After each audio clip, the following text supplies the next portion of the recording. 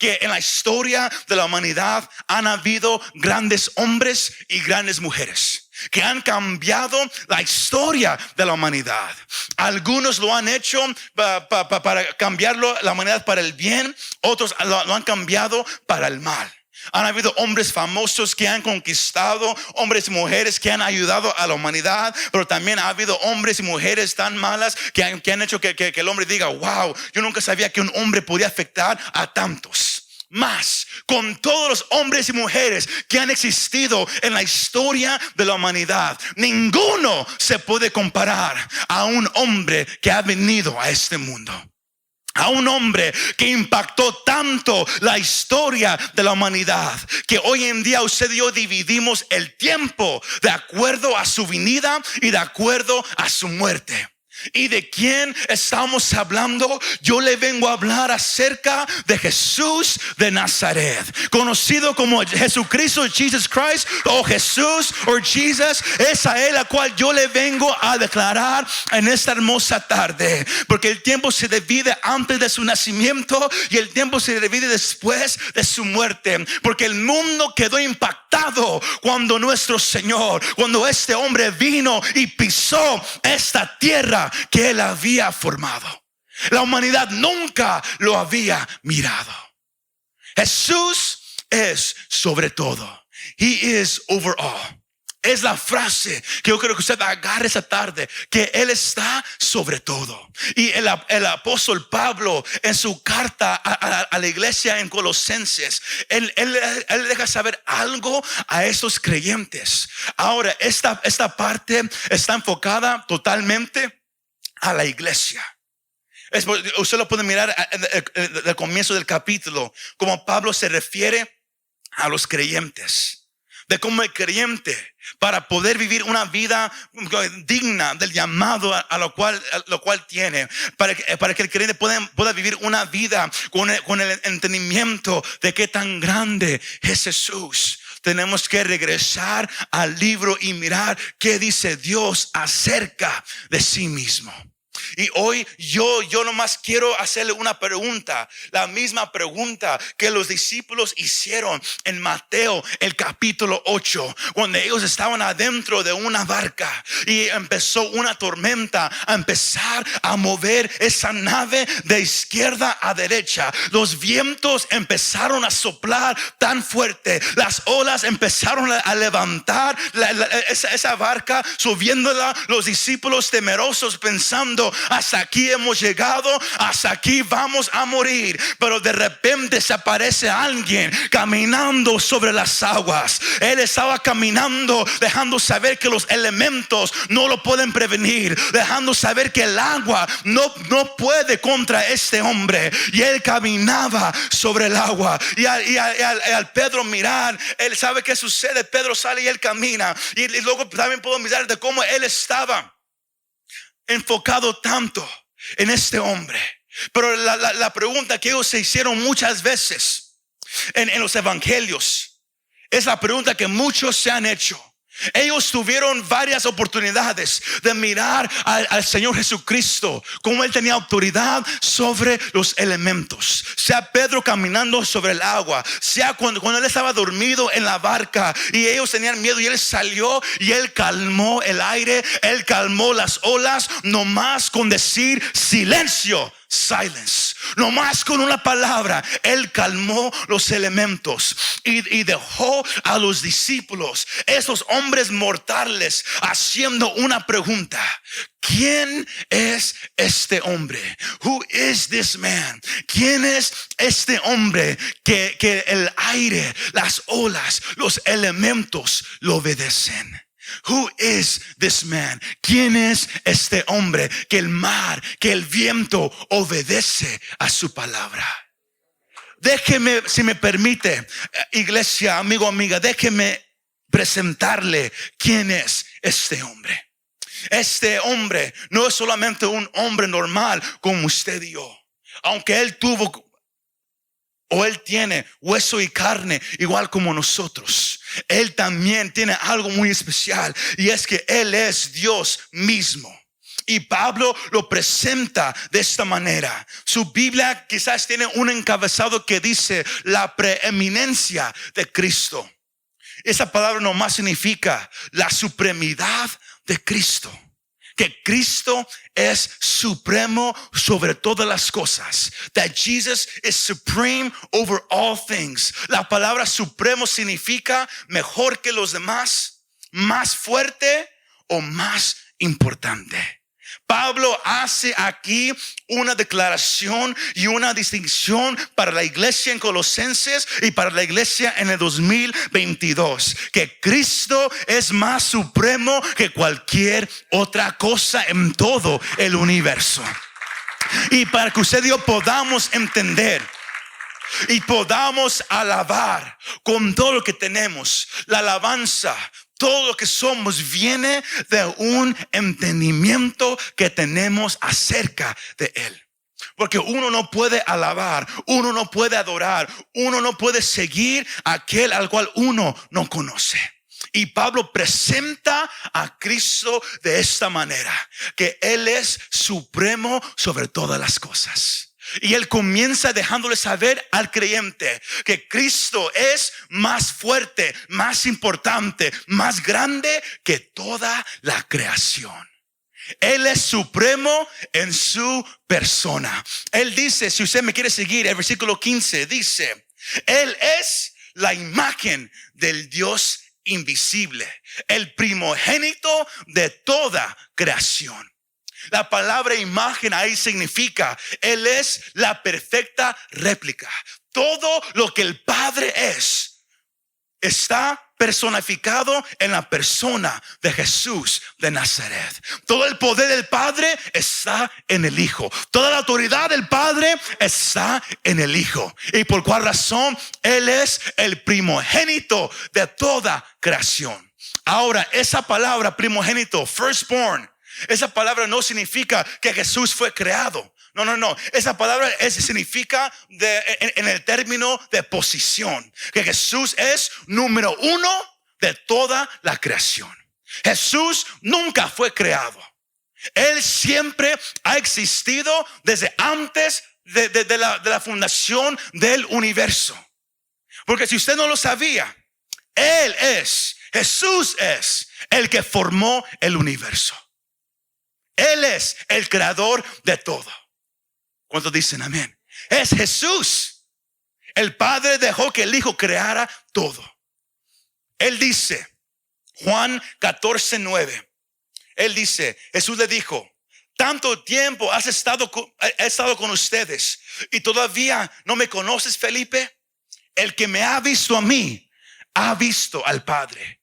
¿Cómo dices tú? Muéstranos al Padre. Jesús es la perfecta imagen del Dios invisible. El Padre es espíritu, mas el Hijo es la imagen del Dios invisible, el primogénito de toda la creación. Pablo dice ahí en el versículo 16, porque en Él, en Jesús, fueron creadas todas las cosas, sean en los cielos o en la tierra, lo que usted mira y lo que usted no puede mirar, sean tronos o dominios o poderes o autoridades, todo ha sido creado por medio de Él y para Él. Y Él es antes de todas las cosas, y en Él todas las cosas permanecen. ¿Cuántos dicen amén? Él es primero, iglesia, en su posición. Él siempre ha existido. Sino Él no fue creado, Él es primero sobre todas las cosas. Y porque Él está tan cerca del Padre, por su conexión con el Padre, Él pudo crear todo y Él está encargado de todas las cosas. Sino el Jesús a lo cual usted viene a alabar, el Jesús a lo cual usted viene a postrarse, no es una imagen creada por un hombre, no es algo que el hombre se inventó para que el hombre lo siguiera o el hombre estuviera en esclavitud. No. Mi Jesús siempre ha existido. El escritor dice en Hebreos, el capítulo 1, el versículo 2 al 4, él dice, en esos últimos días nos ha hablado por su Hijo, a quien constituyó heredero de todas las cosas, por medio de quien, ¿qué pasó? hizo también el universo. El versículo 3 dice, Jesús es el resplandor de su gloria, hablando del Padre, y la expresión exacta de su naturaleza. ¿Y qué hace el Señor Jesús? Sostiene todas las cosas. ¿Por qué? Por la palabra de su poder. Después de llevar a cabo la purificación de los pecados, el Hijo se sentó a la diestra de la majestad en las alturas. Sino yo quiero que usted sepa esa cosa acerca de mi Jesús, que Él es supremo en su posición. Él es más grande que la creación. Y Él fue el que creó todo lo que usted está mirando aquí. Y todo se sostiene no por la ley de gravedad, aunque uno no aprende en la escuela, no por las leyes de Isaac Newton o cualquier otro hombre que ha estudiado tratando de mirar cómo se sostiene el universo. Hombres han pasado años, han pasado todas sus vidas estudiando la naturaleza, buscando la evidencia científica para poder explicar cómo es que los planetas se quedan tan perfectamente posicionados allí en el universo. Cómo es que el sol está a una distancia tan perfecta de esta tierra. Cómo es que la luna afecta a tantas cosas que suceden aquí en este mundo. Pero yo vengo a decirle a usted que le gusta estudiar,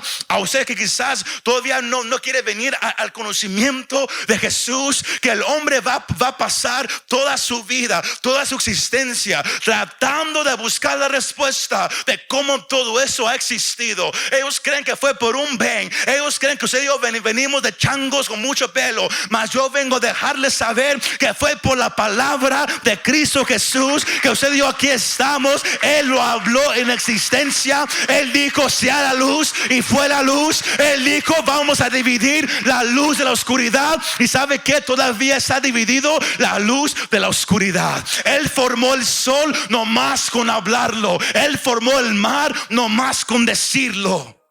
Y si la palabra de Él puede sostener este universo, cuánto más la promesa que Él le hace a uno de sus hijos. Es por eso que tú puedes confiar en lo que Él te ha prometido, porque la palabra de Él es para siempre. Lo dijimos el jueves, el cielo y la tierra un día van a pasar, mas las palabras de nuestro Dios jamás pasarán. Voltee a su vecino, dígale: mi Jesús es asombroso. My Jesus is amazing. Mi Jesús es asombroso. My Jesus is amazing. Aleluya. No nomás Él es el supremo en posición, Él es supremo en su poder, porque todo está hecho por medio de Él.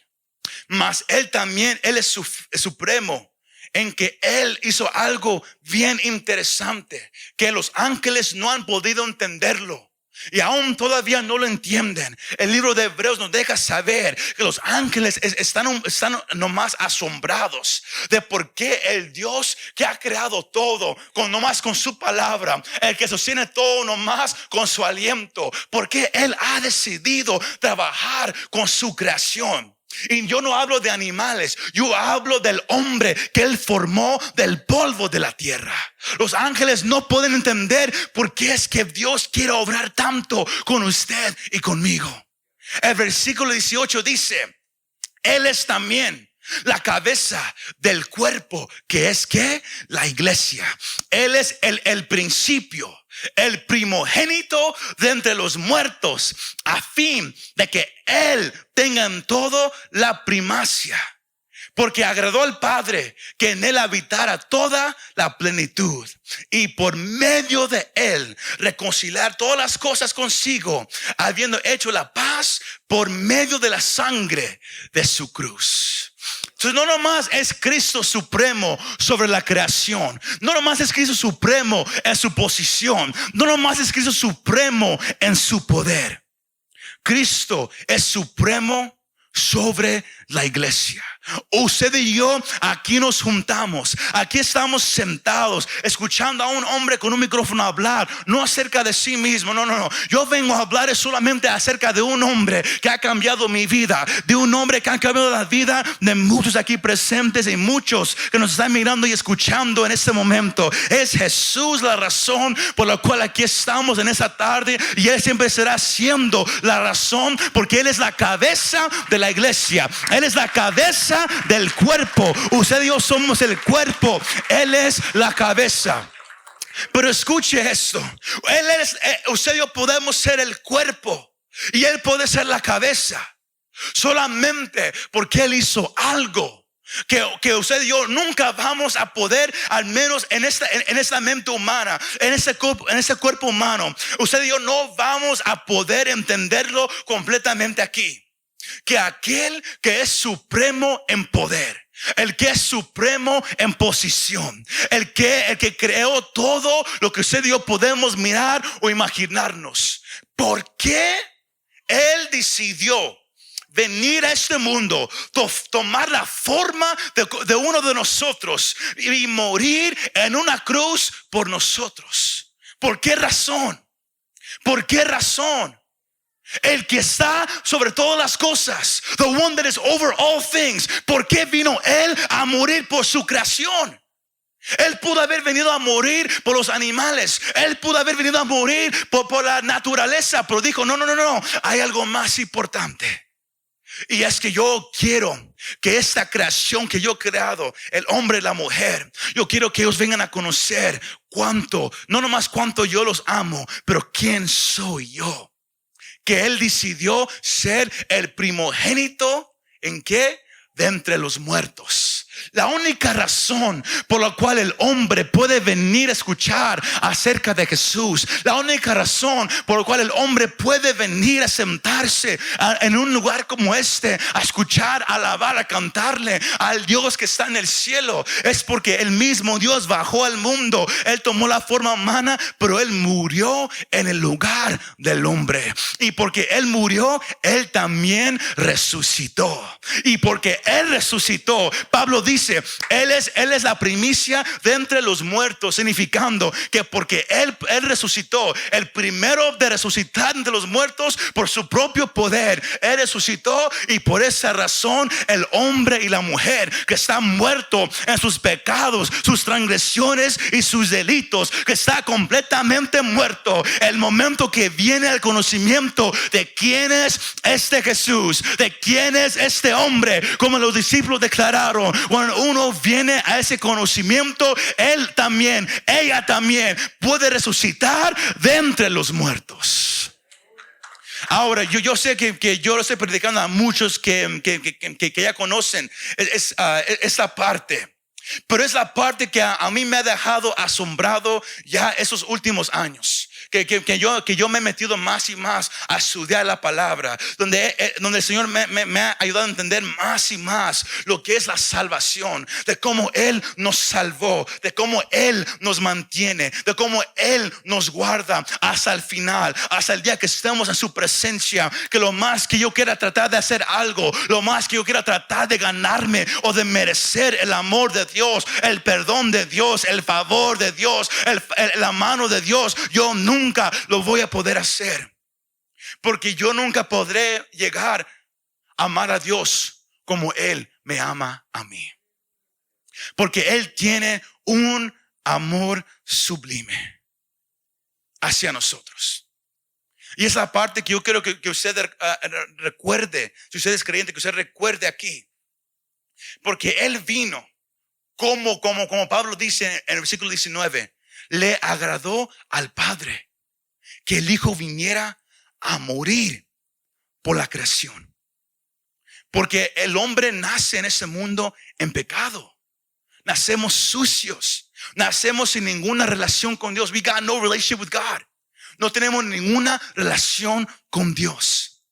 Mas el Padre, reconociendo eso, que había una deuda que el hombre debe, no con el pecado, no con otro hombre. La deuda que debes es con Dios.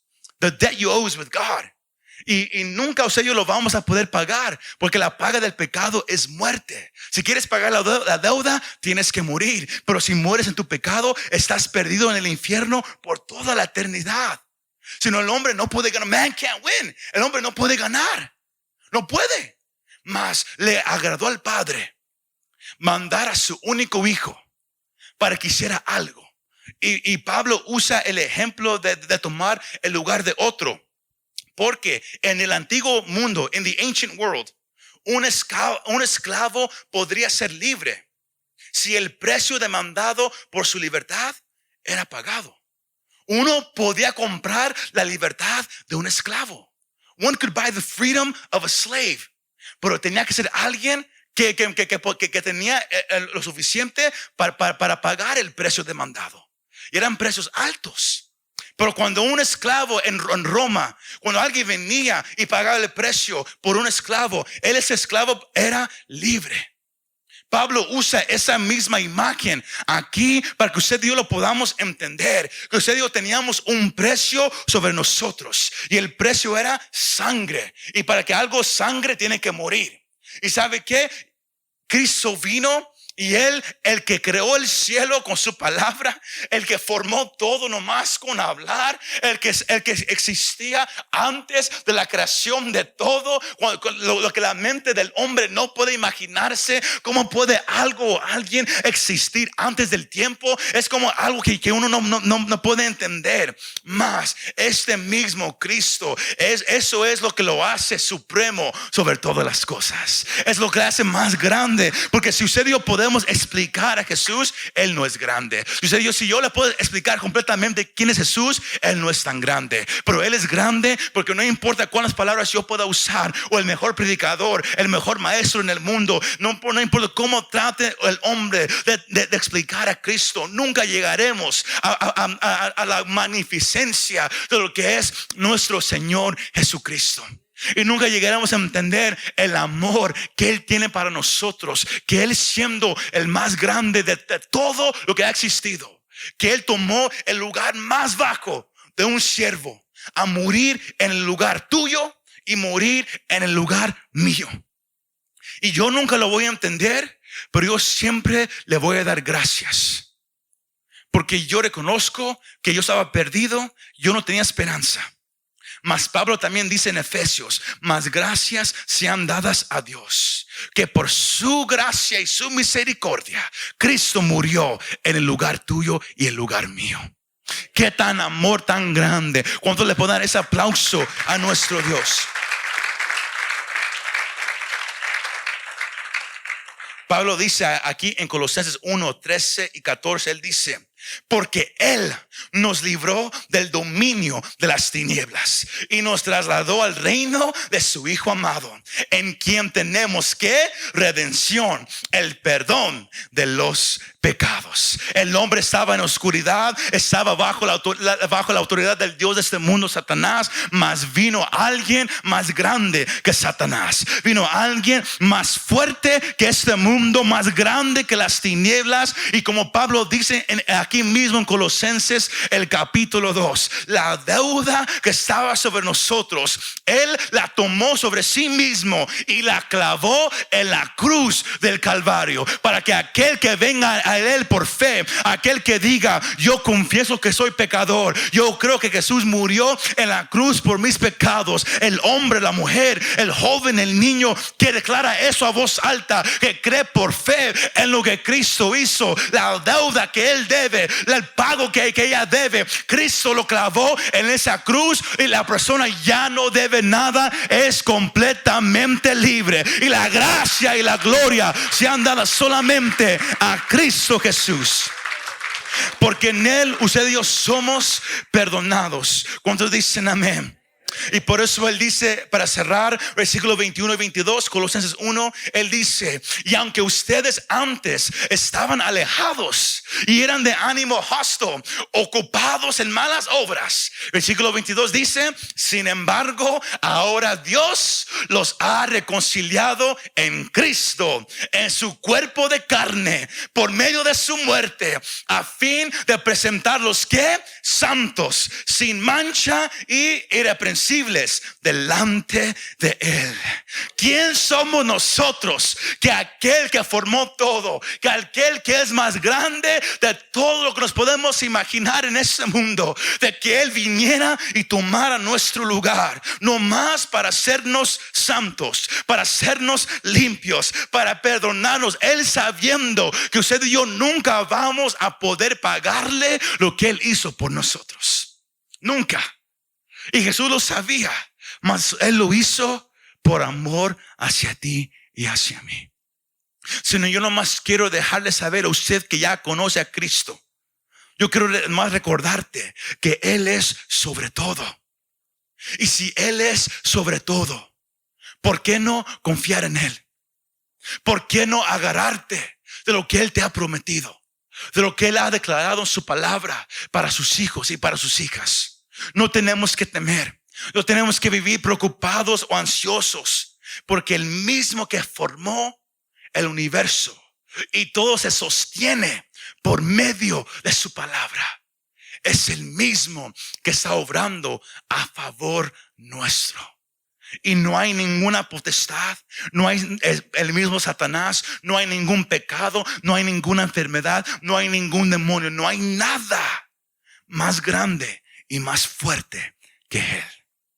La gloria sea para Cristo Jesús. Pongámonos de pie en esta tarde todos juntos. No hay nadie como mi Cristo. Y si Él dio todo por nosotros, ¿por qué no vivimos para Él? No podemos pagarle lo que hizo por nosotros. No podemos hacer nada. Mas lo único que Él requiere del hombre es nomás una vida completamente entregada a Él.